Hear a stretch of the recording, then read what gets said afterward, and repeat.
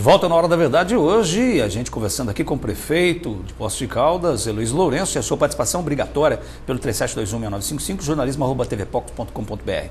Vou pedir aqui ao prefeito, para que a gente possa atender o maior número de pessoas, o poder de síntese, para a gente poder tentar atender aí, como o Wesley que ligou para a gente, qual foi o motivo da exoneração do diretor do DEMAI e o novo diretor, segundo o Wesley, não foi apresentado. Wesley, penso eu que ele seja lá do DEMAI mesmo, e o pessoal do DEMAI tem me cobrado isso, que quando eu fui apresentar o Geraldo, eu fui lá com ele e apresentei, inclusive, lá no centro operacional. Mas a gente vai ter oportunidade lá, mas ele foi amplamente divulgado aí a chegada do Assis.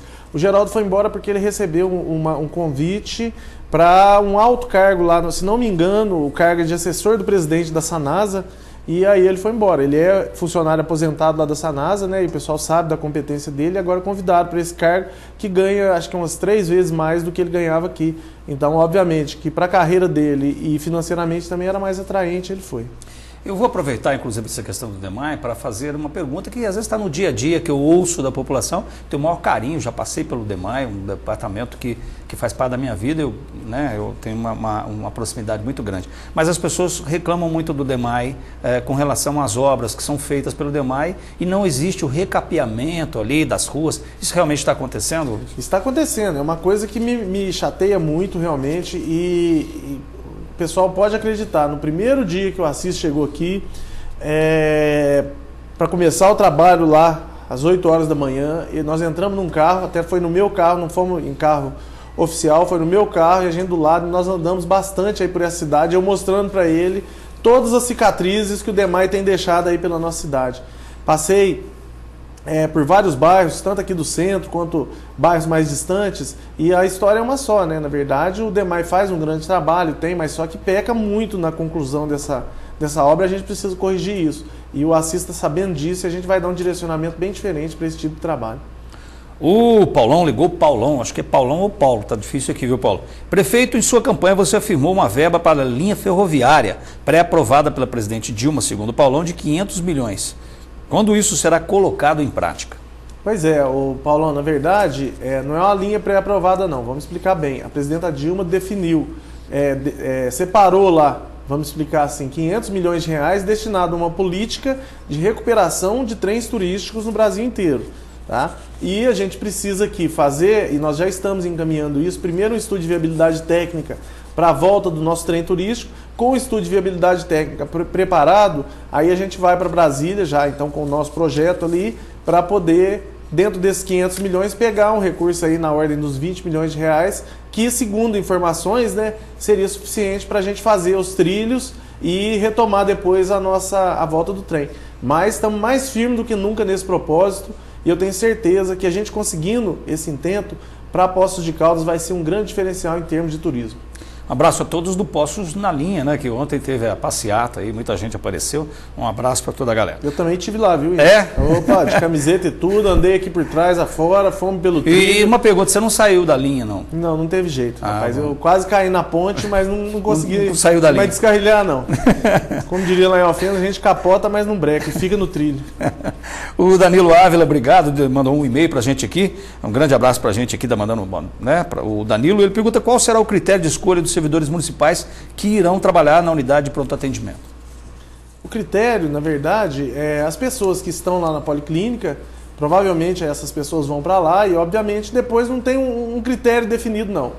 O que a gente precisa entender na UPA é que ela é uma unidade especializada de pronto atendimento. Então, para alguns profissionais, realmente eles vão ter que estar muito bem treinados para aquele atendimento acontecer em tempo hábil e que realmente ele salve vidas. Então, isso dentro do protocolo da UPA, isso é necessário. E a gente está trabalhando para isso, para buscar esses profissionais. Esse é um dos nossos problemas hoje, porque intensivista, a gente não tem muitos, então a gente vai precisar trabalhar muito treinamento com o pessoal que a gente tem. Então, mas não tem assim um critério definido não. O pessoal que está na área de saúde e que a gente tenha a vontade, o que queira, ou o que dê para a gente alocar lá na UPA, vai ser feito, Obviamente que se precisar depois vai ser feito concurso público, mas é isso. A Maria Luísa ligou para a gente, obrigado Maria Luísa, e ela diz o seguinte: enquanto tem crianças, segundo a Maria Luísa, sem creches da cidade, o senhor está trocando o encanamento como prioridade?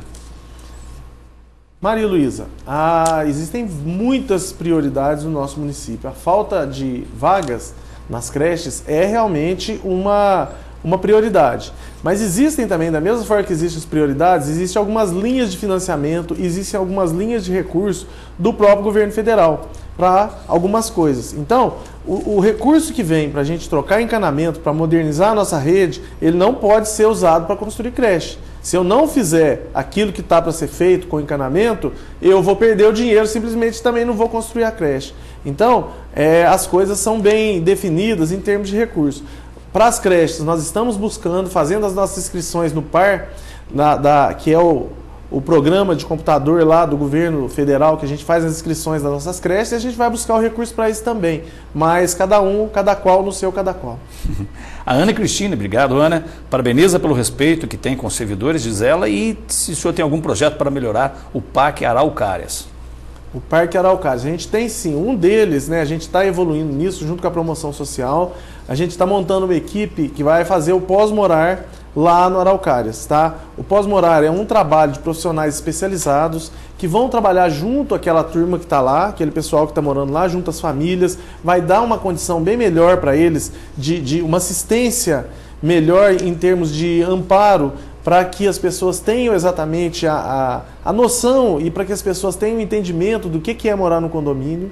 Além disso, a gente vai estar construindo logo ali embaixo, para baixo um pouquinho, lá do Araucárias, a unidade nossa do chamado PEC, né, da Praça do Esporte e Cultura. Enfim, tem uma série de coisas que vão acontecer na Zona Leste e que lá vai ser muito beneficiado. Mas hoje, diretamente lá, eu acho que o pós-morar vai dar um tom todo especial naquele grupo de moradores que estão lá. O Marcos ligou para a gente, obrigado Marcos, diz que tem uma filha cadeirante e gostaria de saber o que o prefeito vai fazer sobre a questão da acessibilidade, principalmente na área central. Além disso, o Marcos pede mais vagas de estacionamento para deficientes físicos. São duas questões importantes, né? A acessibilidade hoje é um direito, está previsto em várias leis, está previsto inclusive a gente tem, né, um direcionamento nacional em relação à questão da acessibilidade, a gente precisa melhorar muito isso em Poços.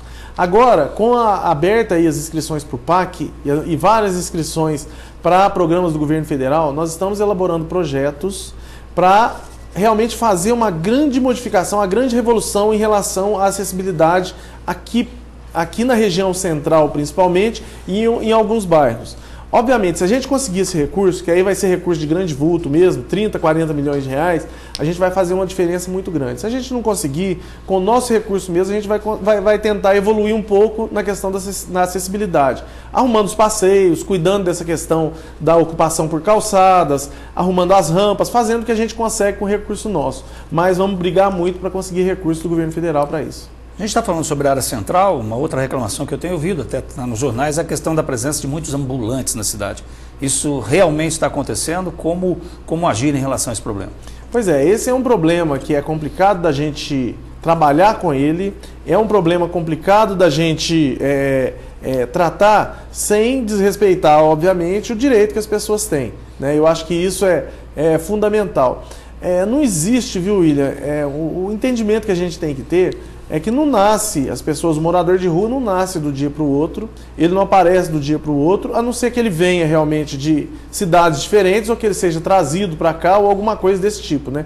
Essa impressão que a gente está tendo realmente, ela nos soa, né, em algum momento um pouco estranho, e a gente está tentando entender todo esse processo que está acontecendo com os moradores de rua, e a gente tem observado, por exemplo, que o comportamento de alguns moradores de rua, ele não é compatível com o comportamento normal de um morador de rua, vamos dizer assim, né? E obviamente que a gente está atento a isso para a gente entender e atacar o problema na sua raiz. A equipe da promoção social ela está sofrendo um rearranjo, tá? O 156 lá, que é o Disque Cidadão, ele estava numa situação muito ruim, com um carro só, poucos funcionários para fazer o trabalho, e a gente precisa rearranjar isso para dar realmente para as pessoas uma condição. Uma coisa que a gente tem encontrado algumas dificuldades é que muitos moradores de rua realmente não querem ser atendidos pelo 156. eles querem realmente continuar na rua. Obviamente que tem encontrado, eles devem estar encontrando algumas facilidades pelas ruas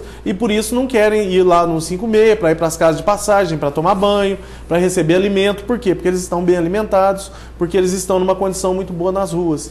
Então, o trabalho com o morador comum, que para essa questão da esmola ele tem que ser feito, o trabalho de conscientização do próprio morador de rua para que ele aceite a nossa ajuda, ele tem que ser trabalhado, o trabalho com o morador de rua para que ele volte para a casa dele, porque muitos deles, viu, William, inclusive, estão cadastrados na promoção social. A promoção social conhece cada um por nome, conhece o comportamento deles. Então, trabalhar isso para que eles voltem para suas residências também é fundamental para a gente ter isso. Agora, uma coisa que as pessoas precisam entender, gente, que se estão aqui, se estão cadastrados, a maioria deles, a grande maioria deles, são aqui de Poços de Caldas.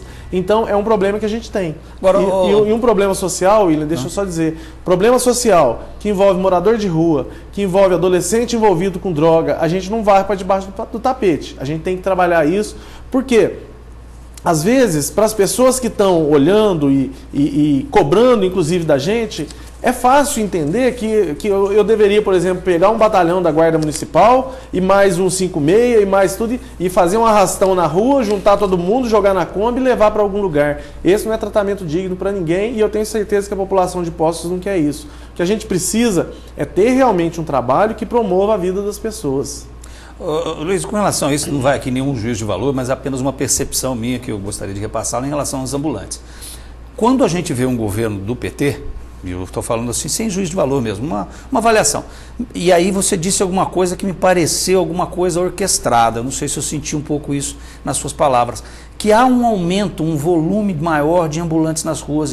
Isso procede? Eu estou falando alguma coisa que não tem relação nenhuma? Ou existe uma questão orquestrada nisso? Não, eu acho que o comportamento que a gente entende, eu não consigo te provar hoje que existe alguma coisa orquestrada. O que eu quero que a população perceba é que o comportamento dos moradores de rua, muitos deles são os mesmos que sempre estiveram aí, hoje, em alguns momentos, não é compatível com o comportamento normal que eles tinham há algum tempo. Então, obviamente, por exemplo, né, quando o morador de rua vai e estende as roupas dele numa condição completamente... No terminal, né? No terminal, é uma condição completamente diferenciada. E eu te falo mais, esses dias aconteceu uma coisa e aí o que acontece? Você vai ver que as coisas acontecem e passa 20 minutos no Facebook. Entendeu? Então é um negócio muito interessante. Ou a gente tem muita gente fotografando pelo Facebook, ou é uma coincidência enorme, né? Então, vou te dar um outro exemplo que aconteceu em relação à fiscalização. Nós flagramos um caminhão de marolo, vendendo marolo, ao lado do Magazine Luiza.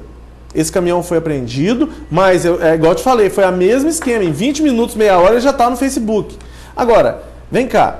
O mendigo, o morador de rua, normalmente ele amanhece, ele guarda as coisas dele, esconde em algum lugar, vai fazer a sua peregrinação tentando algum recurso, mas ele não fica aparecendo para todo mundo, porque ele sabe que se ele fizer isso, o pessoal vai lá e enquadra ele. O vendedor de marolo, normalmente ele arruma um lugar e vai vender o seu marolo. Dificilmente um vendedor de marolo vai abrir na rua Assis Figueiredo, período da tarde, ao lado do Magazine Luiza, abrir a tampa para vender marolo. Ilegal, gente. Então, esse tipo de coisa que muitas vezes, e igual eu estou te falando, aí acontece, logo na sequência o cara está no Facebook. Então, esse tipo de coisa é que chama a nossa atenção e a gente fica falando, olha, não dá para acreditar que isso seja o acaso. E não dá para acreditar que isso seja coisa do governo do PT. Né? Não tem isso. Inclusive porque o que eu posso te afirmar é que nós estamos trabalhando muito firme na fiscalização. Fiscalização dos ambulantes. Esse dia encontrei com um ambulante que já é aqui conhecido nosso, que já está aí há muito tempo, pessoal que vende algodão doce, essas coisas, e ele ainda veio pedir para mim, ele falou, senhor doutor, pede para aliviar a fiscalização, que está muito dura a fiscalização em cima do ambulante. Ele veio me falar justamente isso. E eu posso te garantir que nesse nosso governo, a gente não tira multa não. Você entendeu? A gente não está trabalhando lá para as pessoas irem pedir para tirar multa, para liberar óculos. O que é colocado, a gente mantém. O que o fiscal tem feito, a gente mantém. Porque eu acho que essa cidade tem que começar a cumprir a lei. A gente precisa parar de arrumar jeitinho, de ficar fazendo essas coisas que muitas vezes as pessoas arrumam jeitinho, quebram a fiscalização no meio e depois fica ali na frente pedindo para que a fiscalização seja feita. Tanto isso é verdade que durante o carnaval nós fizemos um acordo com os ambulantes que a gente não admitiria a venda de bebida alcoólica, colocamos a fiscalização na rua e a maioria deles não vendeu. E nós tivemos um dos melhores carnavais. Então, o que antes, né, acontecia de monte, que era gente tirando multa, gente desrespeitando os fiscais, hoje não acontece mais, entendeu? A gente tem trabalhado muito e seriamente em relação a isso. Vou fechar esse bloco com a pergunta do Paulo aqui, que ligou para a gente. Ele diz assim, como explicar verbas sem licitação? Talvez ele esteja se referindo aí, eu já aproveitando aqui a pergunta do Paulo, a isso que se falou em relação à contratação de uma empresa para fazer limpeza pública na cidade e saiu um boato, um comentário, uma notícia a respeito de que essa empresa seria contratada ou foi contratada sem a devida licitação. Já o prefeito Heloísio Lourenço responde a sua pergunta, Paulo, e você que está acompanhando esse programa, faça a sua também, 37216955 ou através do nosso endereço eletrônico jornalismo@tvpox.com.br. Até já.